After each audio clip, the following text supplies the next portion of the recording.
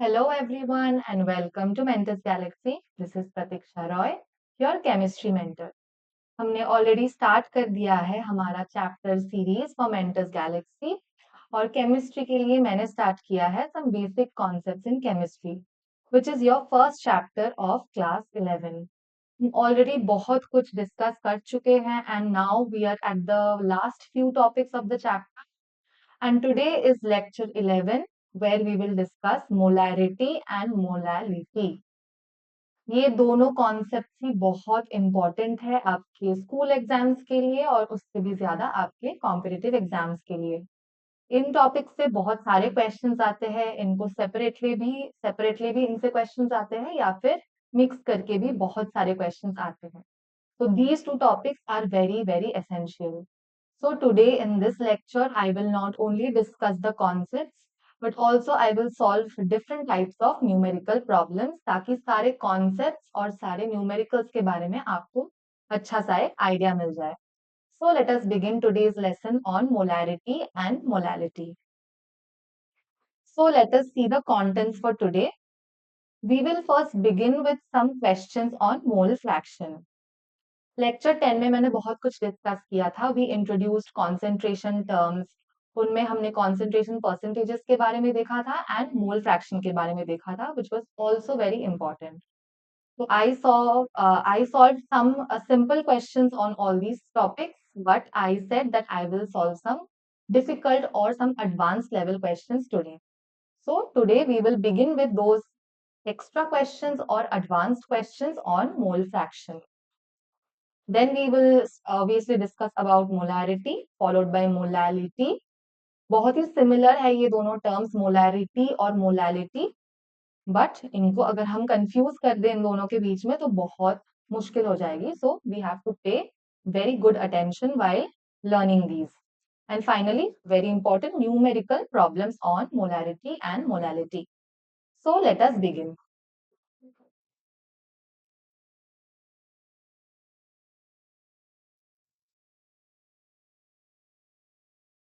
तो mole fraction के questions को सॉल्व करने से पहले we should just have a quick recap of the important formulas. हमने डेफिनेशन वाइज पढ़ा था कि किसी भी सब्सटेंस का मोल फ्रैक्शन है उसके number of moles divided by the total number of moles. बहुत ही सिंपल है इसका डेफिनेशन और इसका formula. So mole fraction of A, इसको हम डिनोट कर सकते हैं with X A, will be N A divided by N A plus N B. This is the total number of moles. total moles. तो कोई भी सब्सटेंस हो, जिस सब्सटेंस का आपको मोल फ्रैक्शन निकालना है उसका मोल divided by the total number of mole. Similarly, mole fraction of B can be denoted as XB, which will be NB divided by Na plus NB. Again, Na plus NB is the total moles. ये बहुत ही ज्यादा important है और applicable है सिर्फ solutions के लिए which is a homogeneous mixture of two or more components. तो यहाँ पे मैंने सिर्फ दो कंपोनेंट्स को यूज किया है, ए और बी को मिला के एक सोल्यूशन मैंने बनाया है और उनके मोल फ्रैक्शंस में निकाल रही हूँ. ए बी सी डी कोई भी अमाउंट ऑफ कंपोनेंट आप यूज कर सकते हो. So these are only applicable and very important for solutions. This chapter has already been discussed and a playlist has been created for you. So please do check it out. तो अब formulas हमको पता है और extra एक चीज हम और डिस्कस किए थे लास्ट डे कि mole fraction of all the components will be equal to 1. यहाँ पे सिर्फ दो कंपोनेंट्स है इसलिए x A plus x B will be equal to 1 always. हमेशा सारे जो मोल फ्रैक्शंस रहेंगे उनका आप समेशन निकालोगे तो it will always give you the value of 1. So this is also another very important formula. So now that we know about the formulas, हमने एक बार recap कर लिया है. So let us start solving the more advanced and different type of questions on mole fraction. So the first question is, a solution is made by mixing 2 moles of alcohol in 90 grams of water. What are the mole fractions of alcohol and water? बहुत basic question में हमने क्या discuss किया था, हमने दोनों components के moles दे दिए थे और उनसे बहुत इजीली हमने मोल फ्रैक्शन निकाल लिया था. But now you see we are not given the moles of water, we are given the mass or the weight of water. इससे कैसे हम मोल्स निकाल के मोल फ्रैक्शन निकालेंगे, this is what this numerical will tell us when we will solve it. So पहले देख लेते हैं कैसे इंफॉर्मेशन यहाँ पे दिए गए हैं हमको। So we know that the solution contains alcohol and water. So it is a two-component solution. Now the number of moles of alcohol, we can take it as Na is 2. It is already given. Number of moles of water is not given.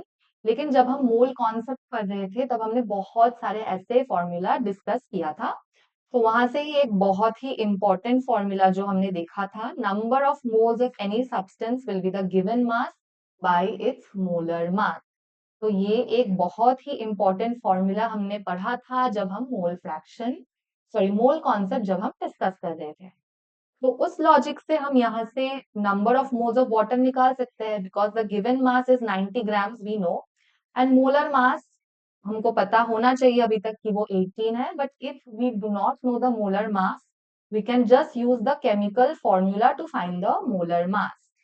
So there are two atoms of hydrogen, so 2 into 1, and one atom of oxygen which is 16, so it will be 18 ग्राम पर मोल।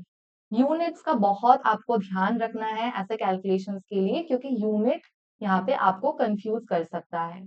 आपको हमेशा ध्यान में रखना है कि मास KG में दिया गया है कि नहीं, अगर किसी और यूनिट्स में है तो उसको ग्राम में कन्वर्ट करना होगा। आप यूनिट्स के लिए एक स्पेशल अटेंशन पे कीजिएगा, ध्यान रखिएगा कि यूनिट आपका सही रहे during calculation.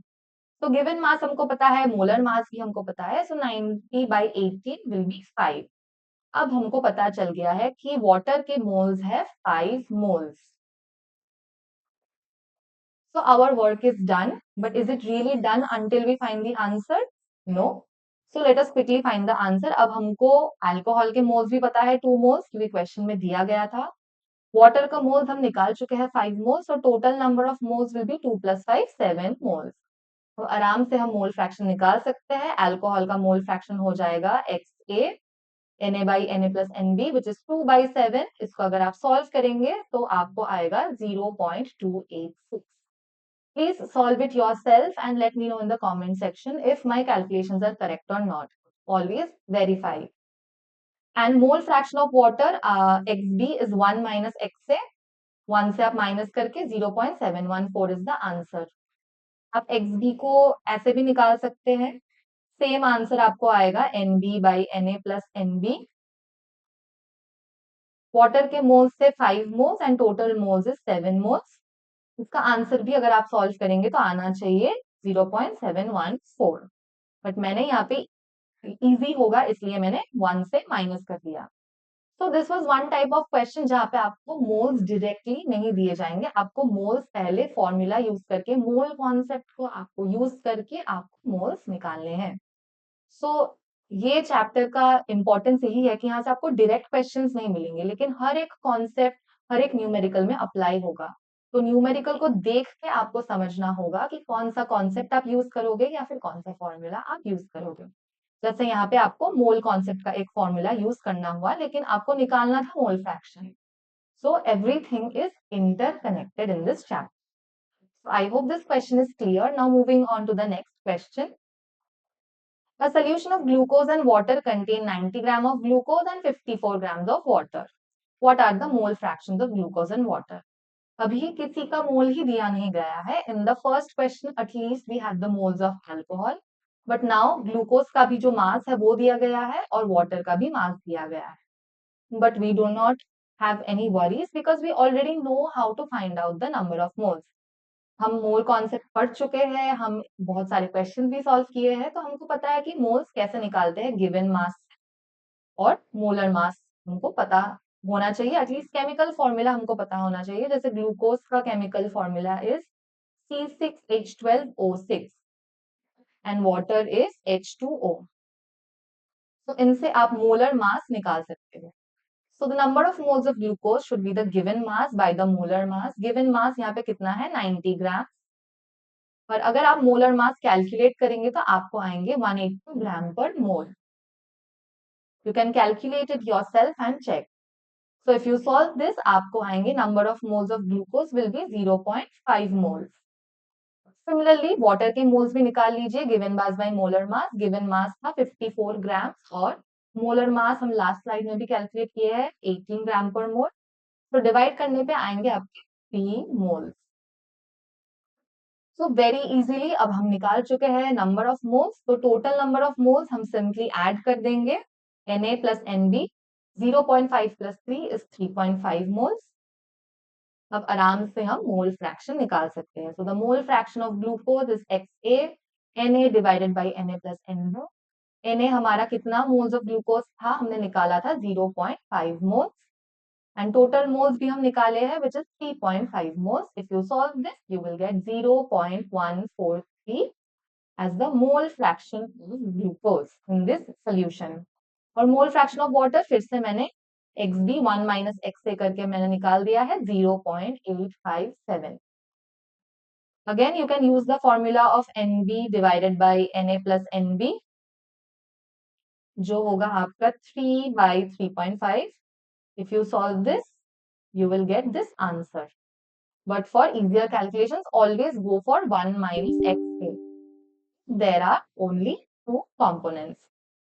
So this is the answer of the question number 2.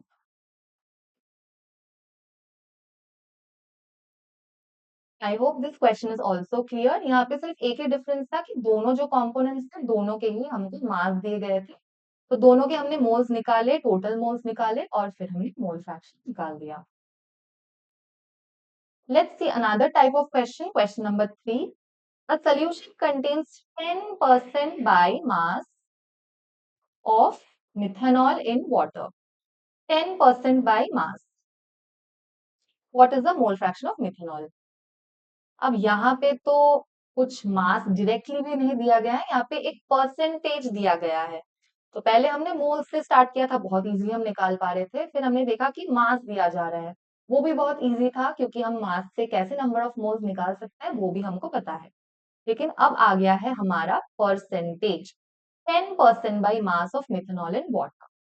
तो ये किसका रिलेशन है, ये कौन सा कॉन्सेप्ट है, ये है कॉन्सेंट्रेशन परसेंटेज, जो हम लास्ट लेसन में डिस्कस किए थे, लेसन नंबर 10 में. Mass percentage 10% by mass. सो अगर आपको याद होगा, अगर आपको याद नहीं है तो the video has already been uploaded, please go check it out. तो हम ये कॉन्सेप्ट डिस्कस कर चुके हैं. इस कॉन्सेप्ट को हम कैसे मोल फ्रैक्शन में यूज करते हैं, इसी का एग्जांपल है क्वेश्चन नंबर 3. इस सेंटेंस का मतलब क्या है कि 10% by mass of methanol in water. इसका मतलब है 10 ग्राम्स ऑफ मिथेनॉल है इन 100 grams of the solution. 10 gram of methanol अगर 100 ग्राम ऑफ सोल्यूशन में रहता है तो उसी को हम कहते हैं 10% by mass of methanol in water. और वाटर और मिथेनॉल का ही ये सोल्यूशन है. तो इस सेंटेंस का मतलब है 10 gram of methanol in 100 gram of solution. तो ये हम ऑलरेडी डिस्कस कर चुके हैं कि ये कैसे आता है या फिर ये इसका क्या मतलब होता है कॉन्सेंट्रेशन परसेंटेज में.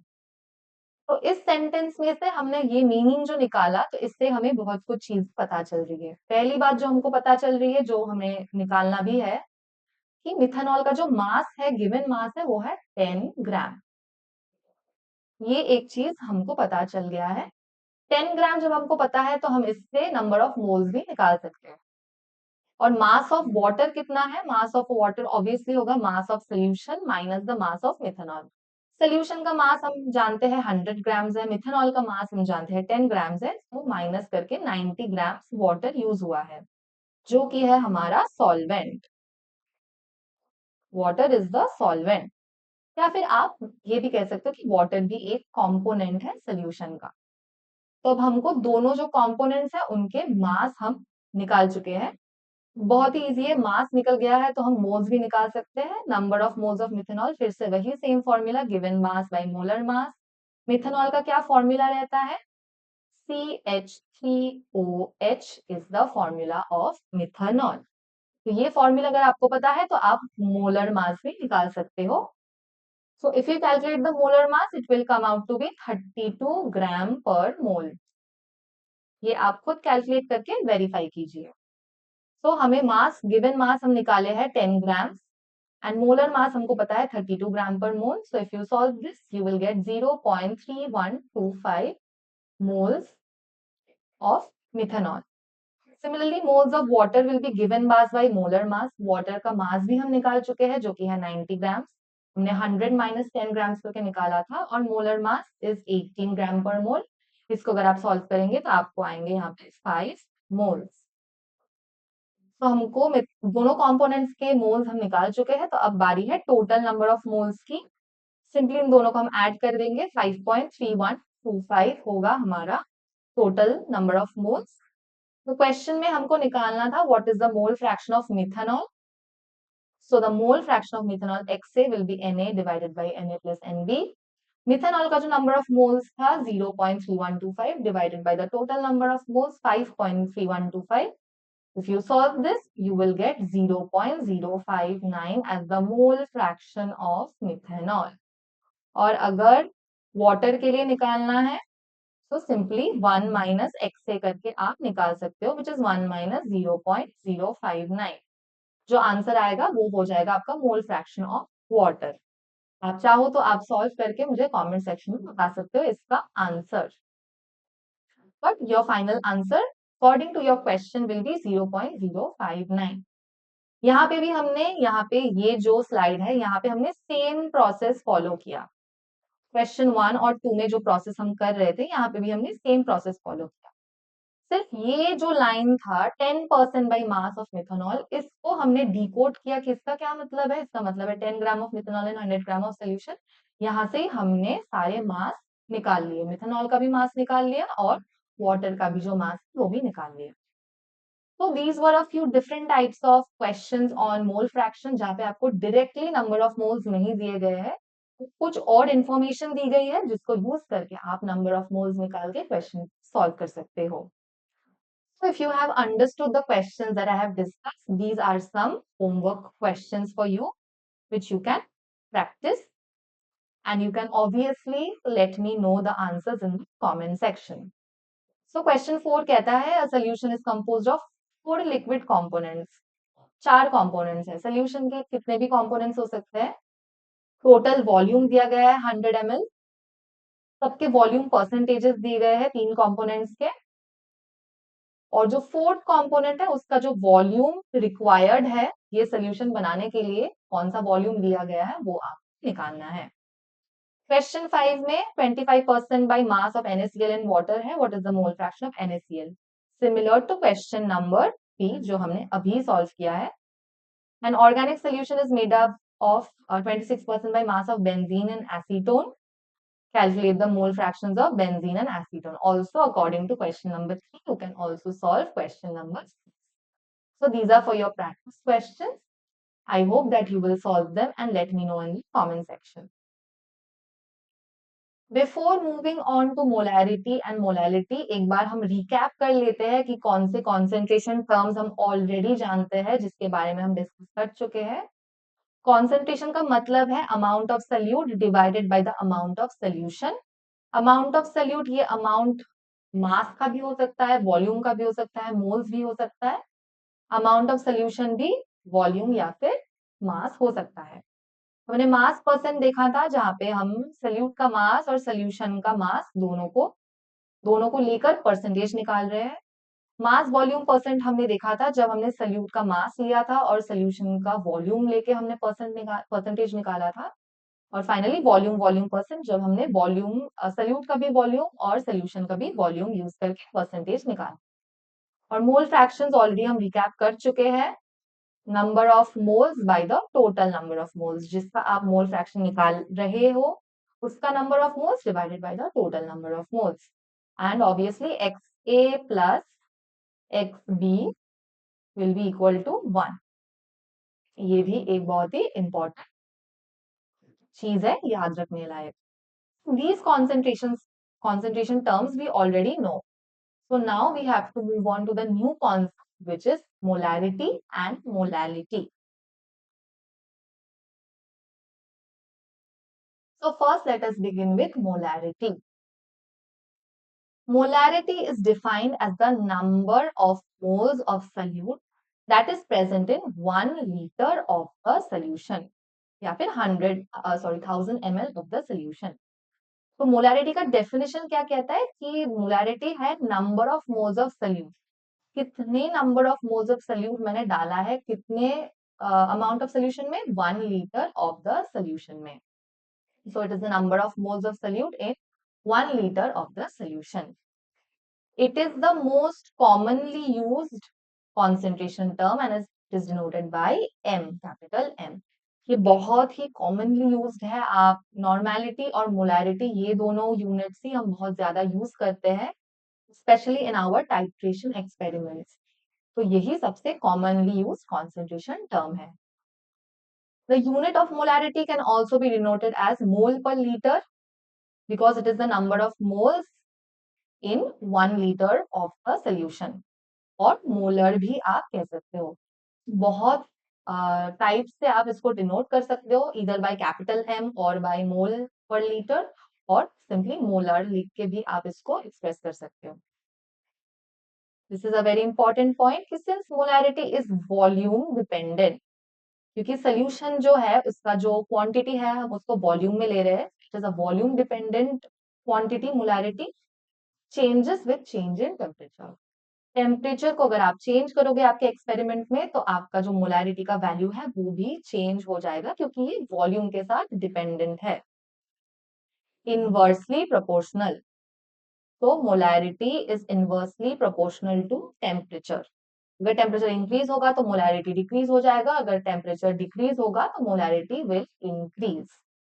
सो molarity is dependent on temperature. क्यों dependent on temperature? Because it is dependent on volume and volume is dependent on temperature. So molarity is dependent on temperature. तो ये थे कुछ important points molarity के बारे में। Definition is okay for understanding, but what we need is the formula for solving the numericals. तो definition से हम formula derive कर सकते हैं। मोलैरिटी हमने क्या डिफाइन किया था? Number of moles of solute in 1 litre of solution. Molarity आप निकाल सकते हो number of moles of solute divided by the volume of solution litres. अगर 2 लीटर, 5 लीटर, 10 लीटर कोई भी आपको वॉल्यूम दिया गया है तो अगर आप डिवाइड करेंगे तो आपको 1 लीटर के लिए number of moles of solute आपको मिल जाएंगे, जो ही होगा आपका मोलैरिटी। अब नंबर ऑफ मोल्स हम जानते हैं already, given mass by the molar मास, कि जो मास आपका गिवन रहेगा और उस कंपाउंड का जो मोलर मास रहेगा उनको आप डिवाइड करोगे तो आपको मिलेंगे नंबर ऑफ मोल्स। तो हम मोलारिटी को ऐसे भी लिख सकते हैं, नंबर ऑफ मोल्स को हम यहाँ पे ब्रेक कर सकते हैं W by M into volume, जो कि है लीटर में। और अगर आपका वॉल्यूम लीटर की जगह, बहुत न्यूमेरिकल्स में लीटर यूज ही नहीं होता, मिलीलीटर्स यूज होता है, so you will just have to divide this by 1000, so 1000 will go to the numerator. Basically 1 by volume in liters will be 1 by the volume in milliliters by 1000, so it will become 1000 by volume in milliliters. यहाँ पे आपको सिर्फ, मैंने कुछ भी नहीं किया है, यहाँ पे सिर्फ लीटर से मैंने मिलीलीटर्स में कन्वर्ट किया, और यही है आपका सबसे इंपॉर्टेंट फॉर्मूला। यही है आपका सबसे इंपॉर्टेंट एंड फाइनल फॉर्मूला जो आप यूज करेंगे डिफरेंट न्यूमेरिकल्स सॉल्व करने के लिए। So I hope the definition and the formula of molarity is clear. सिर्फ मोलारिटी ही नहीं, मोलारिटी के भी कुछ वेरिएशंस होते हैं, जैसे डेसीमोलर, मोलारिटी बाय 10। आपने फाइनल आंसर आपका मोलर में आपने निकाला, लेकिन क्वेश्चन में पूछा गया है कि आप अपने आंसर को डेसीमोलर यूनिट्स में एक्सप्रेस कीजिए। तो simply you should divide your answer by 10 to get 1 decimolar. तो जितने डेसीमोलर्स आपके आएंगे वही हो जाएगा आपका आंसर। सिमिलरली सेंटीमोलर निकालने के लिए मोलर को आप 100 से डिवाइड कीजिए, millimolar this will be 1000, m by 1000, semimolar basically means molar by 2 and bimolar means 2 into molar. तो ये कुछ वेरिएशंस है, सब यूनिट्स है मोलैरिटी के ही। कई बार आपको बताया जाता है कि आप अपने आंसर को बाईमोलर या फिर सेमीमोलर के टर्म्स में एक्सप्रेस कीजिएगा। तो आपका जो आंसर मोलर में निकल रहा है उसको अगर आप मॉडिफाई करेंगे तो आपकी डिफरेंट मोलारिटी के यूनिट्स मिल जाएंगे, जैसे कि decimolar, centimolar, millimolar, semimolar and bimolar. So these are some variations of the units of molarity. Usually molarity में ही आंसर निकाला जाता है और क्वेश्चन भी यही कहता है, लेकिन कभी कभी मिली मोलर या फिर सेंटीमोलर में आपको आंसर निकालने के लिए बोला जाता है. So for that you just have to divide it by 1000 or 100 according to the question. So these are some variations of molarity. कुछ एग्जाम्पल्स लेके समझते हैं कि मोलारिटी के कॉन्सेप्ट को. ये आपको जैसे ये जो सेंटेंस है आपको बहुत सारे क्वेश्चंस में मिलेंगे. 5 molar aqueous solution of NaOH. लेकिन इसका क्या मतलब है? इस सेंटेंस का मतलब है कि 5 मोल्स ऑफ NaOH प्रेजेंट है 1 लीटर ऑफ द सोल्यूशन में. 1 लीटर सोल्यूशन में 5 मोल्स NaOH प्रेजेंट है, इसलिए इसको हम 5 मोलर एक्वस सोल्यूशन कह रहे हैं. और एक्वस मतलब ऑब्वियसली इसमें पानी है, तो वाटर इज द सॉल्वेंट. इस एक सेंटेंस में से हमने कितने सारे इंपॉर्टेंट डेटा निकाल लिए कि number of moles of NaOH है 5, जो टोटल वॉल्यूम है सोल्यूशन का वो है 1 लीटर और वाटर है हमारा सॉल्वेंट. 1 लीटर के लिए अगर 5 मोल्स है तो 2 लीटर के लिए 10 मोल्स होना चाहिए. आप किसी भी वॉल्यूम के लिए आप number of moles of solute भी निकाल सकते हो. Similarly 0.2 molar aqueous solution of NaCl. इस सेंटेंस से हमें क्या पता चलता है कि 0.2 मोल्स ऑफ NaCl प्रेजेंट है 1 लीटर ऑफ द सोल्यूशन में, जहां वाटर है हमारा सॉल्वेंट. तो ये एक सेंटेंस ही आपको दिया जाएगा आपके न्यूमेरिकल्स में. इसी से आपको इस सेंटेंस को आपको डिकोड करके ये जो डेटा है कि कितने number of moles of solute है, कितना वॉल्यूम सोल्यूशन है, यही चीजें आपको समझनी होगी. That's why I gave you these examples to clarify कि ऐसे सेंटेंस आप कैसे डिकोड कर सकते हैं, इनका क्या मतलब होता है. If the molarity of any solution is known, the mass of the solute that was taken to form the solution can be calculated. अगर आपको मोलारिटी पता है तो आपके सल्यूट का जो नंबर ऑफ मोल्स है वो आपको, और अगर आपको नंबर ऑफ मोल्स पता है तो कितना मास सल्यूट आपको यूज करना है या फिर कितना मास सल्यूट यूज किया गया था इस सोल्यूशन को बनाने के लिए, ये भी आप निकाल सकते हो. So how to calculate that? Let us see with an example of this numerical problem.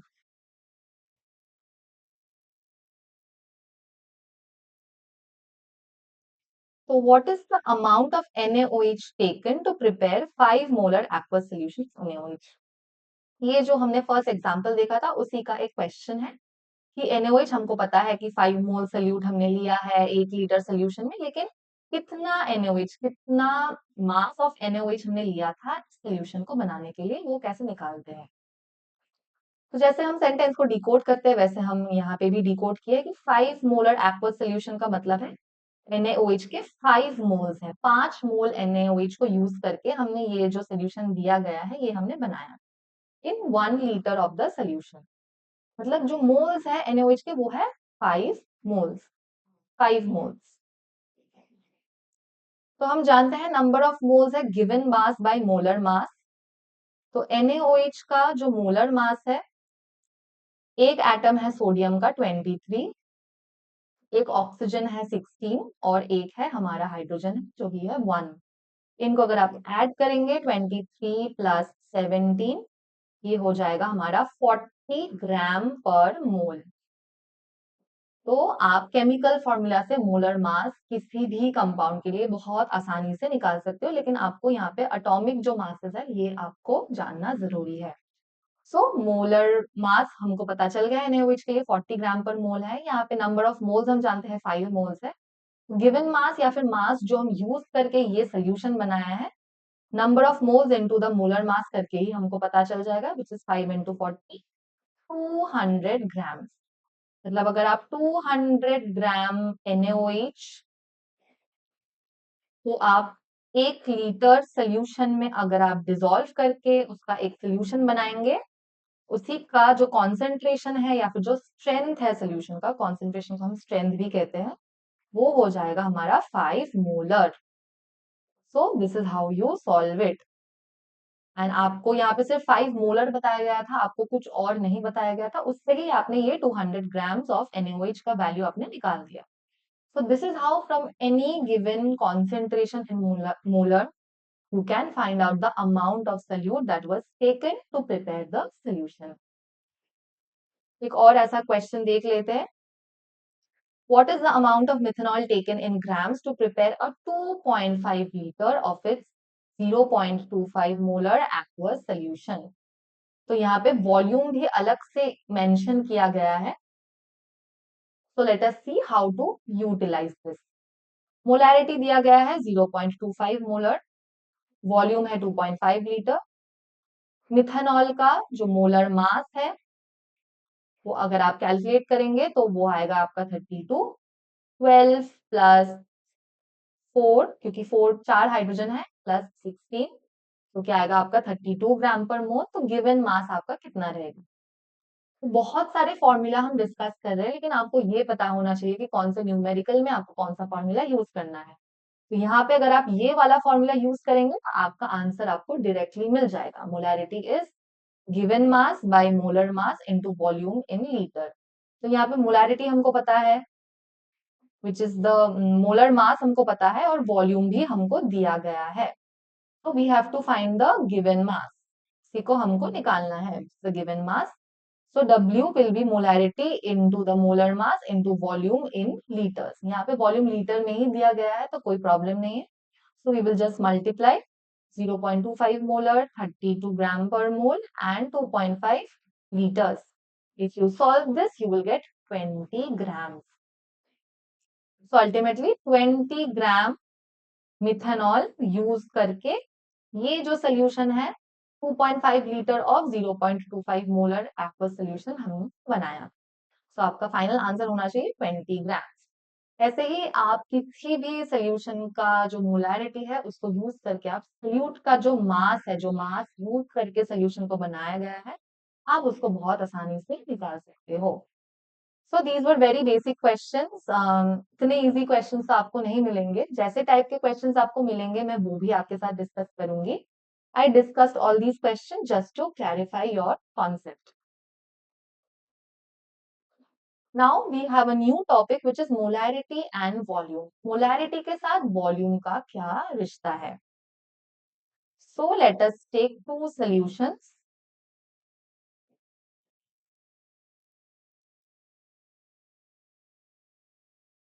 These are two beakers.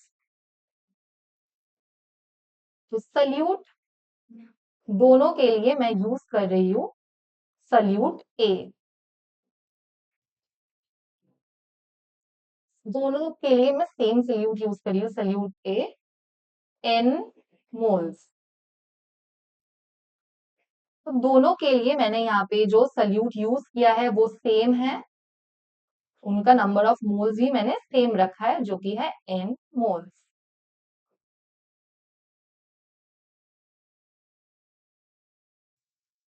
लेकिन मैंने यहाँ पे डिफरेंस क्या कर दिया, मैंने जो सोल्यूशन बनाया है उसका वॉल्यूम डिफरेंट है. Suppose this is V1 and this is V2. तो जो नंबर ऑफ मोल्स मैंने डाला है वो सेम है, लेकिन जो वॉल्यूम मैंने बनाया है अल्टीमेटली वो डिफरेंट है. V1 एंड V2, जहाँ पे V2 is greater than V1.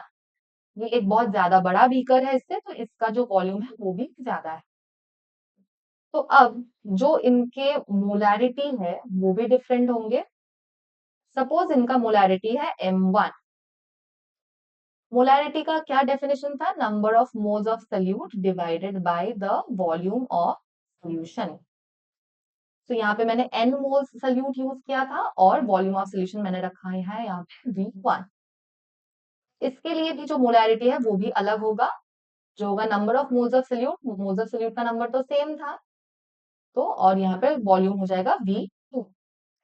तो इन दोनों के मोलैरिटीज भी अलग होंगे M1 एंड M2. लेकिन यहाँ पे जो ये number of moles of solute है ये दोनों केसेस के लिए सेम है.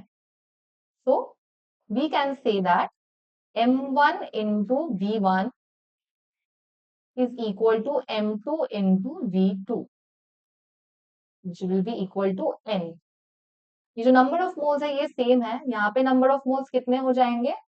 N equals to m1 v1। Unitary method मैंने बस इसको मल्टीप्लाई कर दिया, और यहाँ पे नंबर ऑफ मोल्स कितने होंगे, m2 v2।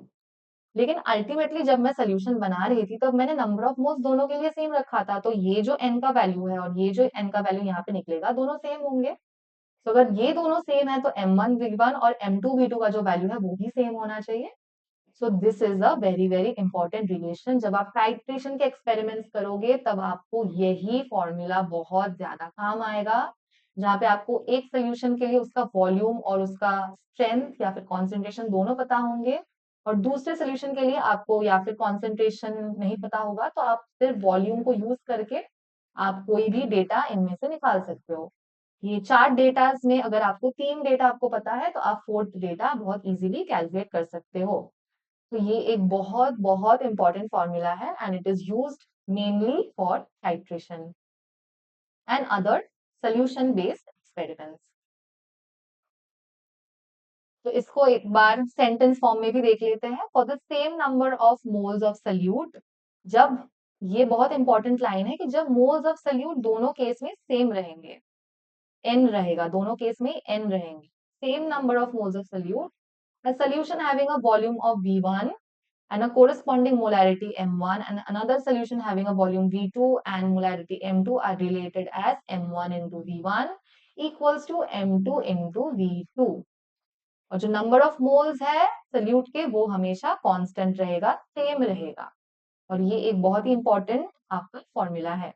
अगर आपको m1 का वैल्यू पता नहीं है, v1 बाकी सारे डेटा आपको दिए गए हैं, तो m1 आप निकाल सकते हो m2 into v2 divided by v1 करके। सिंपल यूनिटरी मेथड को अप्लाई करके आप यहाँ से अननोन जो डेटा रहेगा वो आप निकाल सकते हो। This is very important for titration. ये जो रिलेशन है बहुत इंपॉर्टेंट है टाइट्रेशन के लिए, टाइट्रेशन एक्सपेरिमेंट्स के लिए ये फॉर्मूला बहुत ज्यादा इंपॉर्टेंट है। जो लोग ऑलरेडी टाइट्रेशन एक्सपेरिमेंट कर चुके हैं उनको पता है, वो यही फॉर्मूला यूज करके जो अननोन सोल्यूशन रहता है उसका स्ट्रेंथ निकालते हैं। So this is a very very important relation.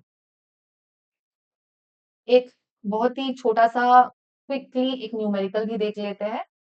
Concentration of a 200 ml solution is 0.5 molar if the volume of the solution is increased to 500 ml by adding more solvent.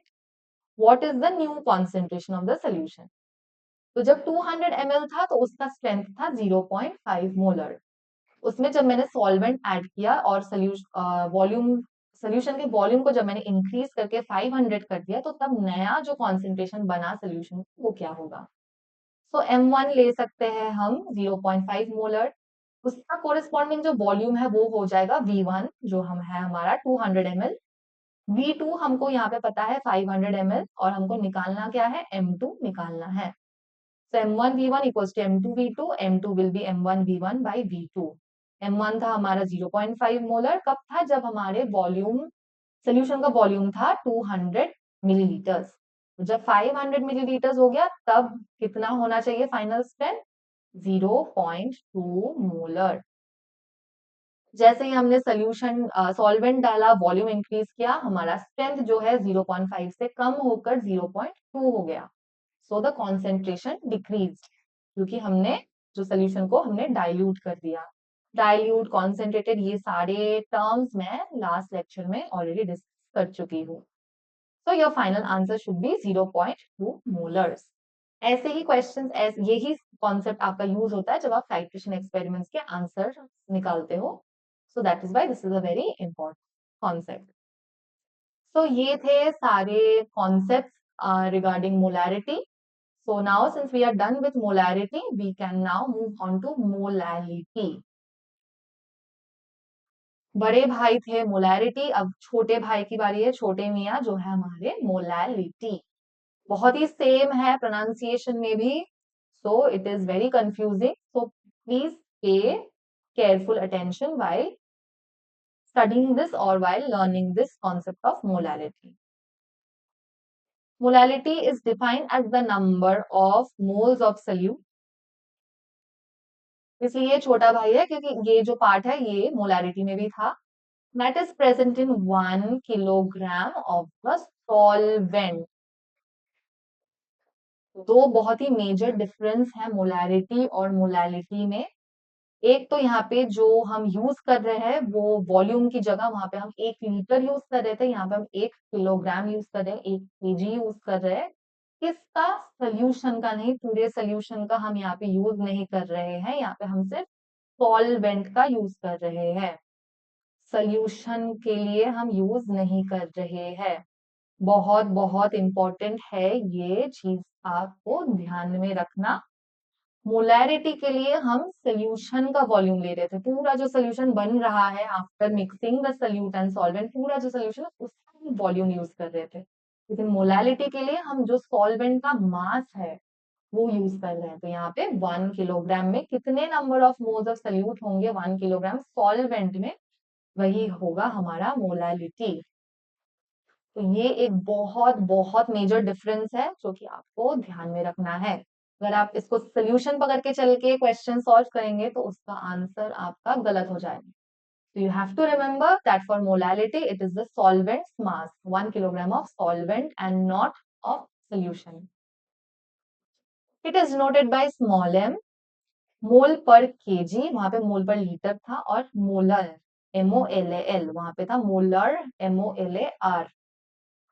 सो ऐसे आप denote कर सकते हो। And since molality is volume independent, so it is unaffected by change in temperature. Molality में volume का कोई use नहीं है, यहाँ पे सिर्फ मास को ही हम यूज कर रहे हैं, सल्यूट का जो नंबर ऑफ मोल्स है, सॉल्वेंट का जो मास है, तो कोई भी यहाँ पे वॉल्यूम के साथ डिपेंडेंट नहीं है, इसलिए टेम्परेचर के साथ भी कोई इनका रिश्ता नहीं है, independent of temperature. Now we come to the formulas, which is very important for question solving. So molality is the number of moles of solute and the mass of solvent. Always keep in mind, molality के लिए solution नहीं use करेंगे, solvent use करेंगे in kg. अब हम number of moles को हम break कर सकते हैं given mass by molar mass में. So molality होगा given mass of any solute A by the molar mass of the solute A into the given mass of the solvent in kg. तो ये जो दो है ये है सल्यूट के लिए, और ये जो है ये है सॉल्वेंट के लिए, इसलिए मैंने ए और बी यूज करके इनको डिफरेंशिएट किया है ताकि कंफ्यूजन ना हो। तो सो डब्ल्यू ए हम मोलालिटी के लिए सल्यूट का जो गिवन मास है उसको लेंगे, डिवाइड करेंगे मोलर मास से, और डिनोमिनेटर में कौन रहेगा? हमारा सॉल्वेंट का जो मास है केजी में। और अगर केजी की जगह ग्राम्स में दिया जाएगा, जो कॉमनली ग्राम्स में ही दिया जाता है, तो आप in the numerator we just have to multiply by 1000। फिर से वही सेम लॉजिक, केजी से हम सिंपली इसको ग्राम में कन्वर्ट कर रहे हैं, तो ऐसे 1000 हो जाएगा, तो उसको हम सिंपली न्यूमरेटर में लेकर आएंगे। That is why it is into 1000 when the amount of the solvent is given in grams. So amount of solvent, this is not solution, this is again solvent. ये बहुत इंपॉर्टेंट है, आपको हमें रखना है। जैसे मोलैरिटी के कुछ वेरिएशंस थे यूनिट्स में, मोलैलिटी के भी सेम वेरिएशंस रहते हैं, जैसे decimolar, molality by 10, centimolar, molar by 100, millimolar, molar by 1000, semimolar, molar by 2, and bimolar is 2 into molar.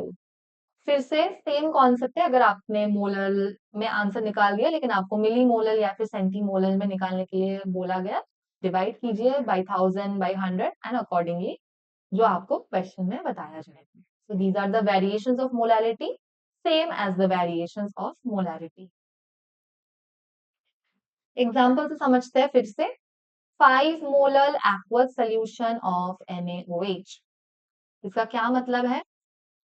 5 moles है NaOH के, जो कि है present 1 kg of the solvent में, जो कि है इस केस में हमारा वाटर। 5 मोलर एक्वस सोल्यूशन का मतलब है 5 मोल्स है सल्यूट के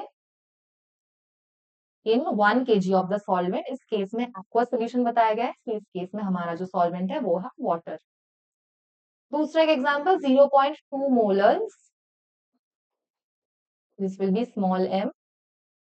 बहुत कंफ्यूजिंग है ये चीजें, मोलरिटी और मोलालिटी में बहुत कंफ्यूज होते हैं लोग, मैं भी बहुत होती हूँ, तो इसलिए आप भी बहुत केयरफुली कीजिएगा। 0.2 molar aqueous solution of NaCl is 0.2 moles of NaCl is present in 1 kg of the solvent, जो कि है हमारा water. Not solution, this is the solvent. और किन के मोल्स हम देख रहे हैं, ये है NaCl जो कि है हमारा solute. So it is the number of moles of solute present in 1 kg of the solvent। ऐसे कोई भी सेंटेंस आपको दिया जाएगा तो आपको वहां से नंबर ऑफ मोल्स आप निकाल पाओगे ऑफ द सोल्यूट। कुछ सिंपल क्वेश्चंस देख लेते हैं before we move on to the complicated questions. What is the molality of a 520 gram solution prepared by adding 20 gram of sodium bromide in water? Sodium bromide NaBr। Formula जानना बहुत important है क्योंकि जब आप molar mass निकालोगे formula आपको जानना बहुत जरूरी है। टोटल जो सोल्यूशन है उसका मास दिया गया है 520 gram solution prepared by adding 20 gram of sodium bromide in water. I think हम समझ पा रहे हैं कि यहाँ पे सोडियम ब्रोमाइड जो है हमारा सोल्यूट है, वाटर जो है हमारा सॉल्वेंट है। सो मोलर मास पहले निकाल लेते हैं NaBr का। एक एटम है सोडियम का 23 और एक एटम है ब्रोमीन का जिसका एटॉमिक मास है 80। 23 प्लस 80 विल बी 103 ग्राम पर मोल। ये आप निकाल रहे हो, इसके लिए आपको फॉर्मूला और एटॉमिक मास जानना बहुत जरूरी है। किसी क्वेश्चंस में जैसे ब्रोमीन इतना कॉमन नहीं है तो ब्रोमीन का एटॉमिक मास आपको प्रोवाइड किया जाएगा, बट ऐसा भी हो सकता है कि आपको प्रोवाइड ना किया गया हो। पीरियोडिक टेबल को बहुत अच्छे से स्टडी कीजिए, ऐसे जो बहुत इंपॉर्टेंट कुछ एलिमेंट्स है जो काफी पॉपुलर एलिमेंट्स है जिससे कंपाउंड्स बनते हैं उनके आप एटॉमिक मासेस को याद करके रखिए फॉर योर ओन सेफ्टी, कि अगर आपको ये मास क्वेश्चन में दिया ना भी गया हो तो आप उसको निकाल पाए। So the molar mass of the solute is 103 ग्राम पर मोल। मास ऑलरेडी दिया गया है 20। Total mass of the solution दिया गया है, लेकिन मोलैलिटी में सोल्यूशन का कोई काम नहीं है, बिल्कुल भी यूजलेस है, हमको सॉल्वेंट का मास चाहिए। तो सॉल्वेंट का मास हम कैसे निकाल सकते हैं, टोटल से अगर हम सोल्यूट का मास माइनस करते तो हमको सॉल्वेंट मिल जाएगा। तो ये था हमारा टोटल सोल्यूशन के लिए जो कि हमारा कोई काम का नहीं है, और ये है हमारा सोल्यूट। इसको अगर हम माइनस करेंगे तो हमको मिल जाएगा मास ऑफ वाटर जो कि हमारा निकला यहाँ पे 500 ग्राम। तो अब हमको सारे डेटास मिल गए हैं, गिवन मास हमें जानते हैं, गिवन है 20 ग्राम। मोलर मास हम निकाल चुके हैं 103 ग्राम पर मोल, और ये जो सॉल्वेंट का मास है वो भी हम निकाल चुके हैं 500 ग्राम। क्योंकि ये ग्राम में है इसलिए यहाँ पे 1000 मल्टीप्लाई हुआ है, तो आपको ऑब्वियसली समझना होगा कि कौन सा फॉर्मूला आपको कहाँ यूज करना है। अब हमारे पास सारे डेटा है तो we can easily solve it. जो नंबर गिवन मास था 20 ग्राम, मोलर मास है 103 ग्राम पर मोल, सॉल्वेंट का मास है 500 ग्राम एंड इनटू 1000। इसको अगर आप सॉल्व करेंगे तो आपका आंसर आएगा फाइनली 0.388 मोलर। 0.388 मोलर। तो ऐसे ही आपको सॉल्व करना है, को देखना है कि आपको कौन से डेटा दिए गए हैं, उससे आपको इंपॉर्टेंट जो डेटा आपका यूज होगा क्वेश्चन में वो डेटा निकालना है and then you can solve it. Let us see another quick question. What is the amount of methanol taken in grams to prepare a 5 molar aqueous solution where 2 kg of water is taken? ये थोड़ा easy question है पहले वाले से, पहला वाला भी बहुत इजी था। यहाँ पे गिवन क्या है, मोलैलिटी जो है गिवन है 5 मोलर, वाटर का मास यहाँ पे डायरेक्टली गिवन है, सॉल्वेंट का यहाँ पे डायरेक्टली गिवन है, तो कुछ हमको माइनस वगैरह नहीं करना। 2 kg मोलर मास मिथेनॉल का हम निकाल चुके हैं पहले 32 ग्राम पर मोल, और गिवन मास हमें पता नहीं है, तो अभी हम केजी में ही दिया गया है क्योंकि मास, तो हम ये वाला सिंपल सा फॉर्मूला यूज करेंगे WA/m इंटू WB इन केजी। तो यहाँ पे हमको क्या निकालना है, WA निकालना है कि कितना मास सॉल्वेंट हम सोल्यूट हमने यूज किया। That will be molality into the molar mass into the mass of the solvent.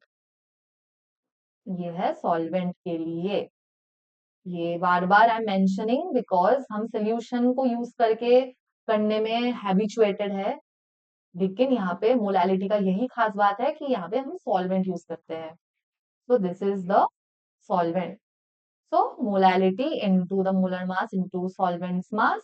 Molality है 5 मोलर, जो हम निकाले हैं मोलर मास 32 ग्राम पर मोल, और 2 केजी है हमारा सॉल्वेंट का मास 320 ग्राम। मतलब यहाँ पे हमने 320 ग्राम मिथानॉल को यूज करके हमने ये सोल्यूशन बनाया, जहाँ पे 2 केजी वाटर लिया है, और इसके लिए फाइनल जो आपका मोलालिटी का जो वैल्यू आएगा वो है 5 molar.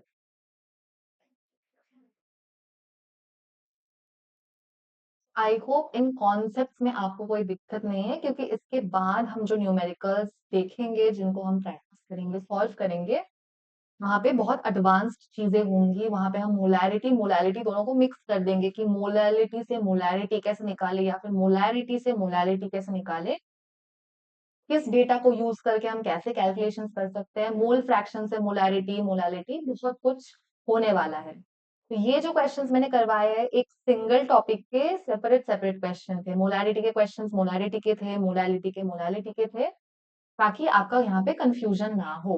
These are very basic questions. ऐसे क्वेश्चंस हार्डली आते हैं। अगर आपका लक बहुत ज्यादा अच्छा होता है, बहुत तगड़ा होता है, तो आपको ऐसे सिंपल क्वेश्चंस कहीं ना कहीं मिल जाते हैं कॉम्पिटेटिव एग्जाम्स में। लेकिन ऑब्वियसली लक आपका अच्छा हो या नहीं, प्रिपरेशन आपकी बहुत अच्छी होनी चाहिए, जिसके लिए हम आपकी मदद कर रहे हैं। We are your mentors at Mentors Galaxy, and we are here to help you. So I hope आपको इतना तक समझ में आया है। इसके बाद हम प्रोसीड करेंगे बहुत ही कॉम्प्लिकेटेड न्यूमेरिकल प्रॉब्लम्स।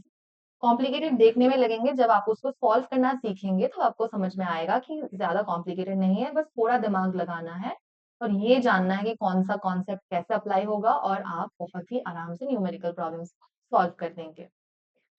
तो इसके बाद आएगा हमारा numerical problems, but I will give you some time to understand the concept of molarity and molality, and I will discuss these numerical problems in the next class.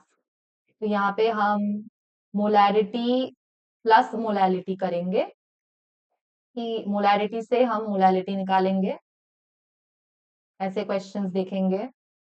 फिर molality से हम molarity निकालेंगे, ऐसे क्वेश्चंस भी देखेंगे। मोल fraction के साथ क्या रिलेशन है देखेंगे, कि अगर मोल फ्रैक्शन दिया गया है या फिर मोललिटी मोलारिटी दिया गया है, तो उससे कैसे मोल फ्रैक्शन निकालते हैं। तो ये बहुत सारी चीजें हम डिस्कस करेंगे। तो एक बहुत ज्यादा खिचड़ी हम पकाएंगे, लेकिन बहुत ही, अगर आपको पता है कि उसको कैसे पकाना है, कैसे सॉल्व करना है, तो आपके लिए बहुत इजी हो जाएगा। पहले I would like to request you all कि आप इस लेक्चर को अच्छे से पढ़िए, आप कॉन्सेप्ट को पहले अच्छे से समझिए। मोलैरिटी और मोलालिटी का जो डिफरेंस है वो अपने दिमाग में बहुत क्लियर कर लीजिए, कि मोलैरिटी में हम जो यूज करते हैं number of moles of solute in 1 litre of the solution, और मोलालिटी में number of moles of solute in 1 kilogram of the solvent. ये बहुत ही इंपॉर्टेंट चीज है, बहुत कंफ्यूजन होगी, क्योंकि जब हम मोलैरिटी और मोलालिटी को एक साथ करेंगे, या फिर एक वैल्यू से दूसरा वैल्यू निकालेंगे, तब ये सॉल्वेंट और सोल्यूशन के साथ बहुत खेला होगा, कि सोल्यूशन को यूज करेंगे या फिर सॉल्वेंट को, क्योंकि दोनों के लिए हम दोनों सेपरेट चीज यूज करते हैं। That is why I would like to request you all to go through this lecture properly to understand the concept, ताकि नेक्स्ट जो न्यूमेरिकल प्रॉब्लम्स में लेके आऊंगी नेक्स्ट लेक्चर में, उसको हम आराम से सॉल्व कर पाए, उसको समझने में भी इजी हो। Thank you so much for being a part of today's lesson. I hope this was informative and it was clear and simple for you to understand. ये थोड़े complicated topics हो सकते हैं, लेकिन ये बहुत बहुत important है for your competitive exams. इस टॉपिक को समझना, इन सारे टॉपिक्स को समझ के न्यूमेरिकल सॉल्व करना बहुत इंपॉर्टेंट है। न्यूमेरिकल सॉल्व करने के लिए भी कॉन्सेप्ट को समझना आपका बहुत इंपॉर्टेंट है। सो I have tried to discuss all the concepts in a simple and clear manner. If you have any doubts, please let me know in the comment section. I would like to request you all to join our World of Mentors Galaxy, where you will get regular classes and engaging content in shorts and reels. And obviously, we will solve a lot of numerical problems, and we will host separately doubt solving sessions. Please subscribe to our YouTube channel and follow our Instagram page to explore our world of Mentor's Galaxy. If you have not subscribed already, please subscribe to our YouTube channel for more updates where we bring new lectures for you every week of different subjects. And stay tuned for more updates on our Instagram page and our YouTube channel. Thank you so much.